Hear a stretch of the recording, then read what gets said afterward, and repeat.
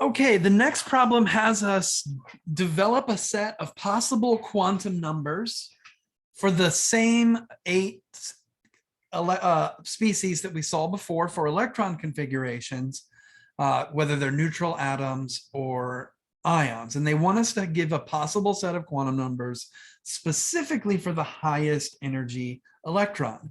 Now, there is a piece of concepts that you need to know in order to solve the problem, and that's that the highest energy orbital or electron is the one that's in the orbital that we write last in the electron configuration. And so that's why I've gone ahead and I brought in the electron configurations from the previous problem. If you need to know how to do these electron configurations, they're in a separate video. So go back to that problem and take a look. And these are the electron configurations that we came up with.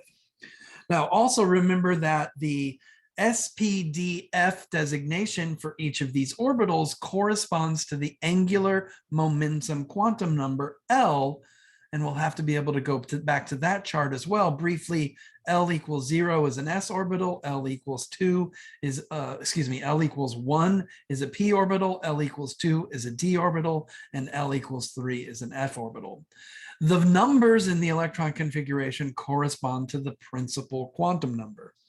So for instance, once we're talking about carbon with a 2p2 electron as the highest energy electron, since it's 2p, we know that n equals 2, and since it's p, we know that L equals 1.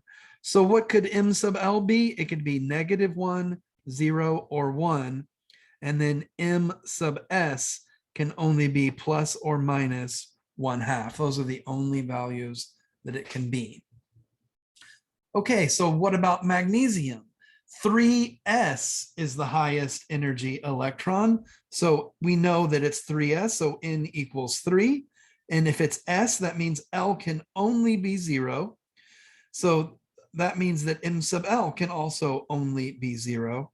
And m sub s still plus or minus 1/2. Okay, so let's keep going on with that. So with phosphorus, it's 3p. So we know that n equals 3. Since it's p, we know that L equals 1. M sub L can be -1, 0, or 1. And then m sub s is again plus or minus 1/2. So what about oxygen? We know that it's a 2p orbital, so that means n equals 2. L has to be 1, again, since it's a p orbital. And just like before, m sub L can be -1, it could be 0, it could be 1, and m sub s plus or minus 1/2. Okay, for iron 3+, we already decided before that the highest principal quantum number was a 5d, or excuse me, a 3d orbital. So that means that n must be 3 and L must be 2. And so that means that m sub L could be -2, -1, 0, 1, or 2. Again, m sub s plus or minus 1/2. Sodium, 2p6. So it's just the same as oxygen. So we still have, like with oxygen, we have n equals 2 because it's 2p, and L equals 1 because it's p. So that means m sub L equals -1, 0, or it could be 1. And m sub s equals plus or minus 1/2. Okay, so what about 3d? It turns out that the 4s orbital, or for copper, the 4s orbital is the highest energy orbital in this case. That's where the electron came from when that's where the electron would come from if we were to make it a copper 1+.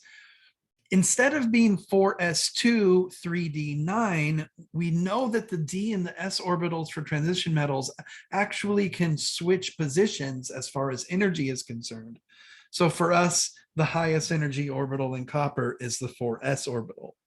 So that means that n equals 4 And because it's S, L equals 0. That limits M sub L to 0, and M sub S, of course, still plus or minus 1/2. Now, here we are with ruthenium. We have a similar situation. 4d5 is the highest energy orbital. There isn't any electrons in the 5s orbital. They were all removed. And so the highest occupied orbital here would be a 4d orbital. So N equals 4, L equals 2 because it's a d orbital. That means that M sub L can be -2, -1, 0, 1, or 2. And M sub S is still, as always, plus or minus 1/2.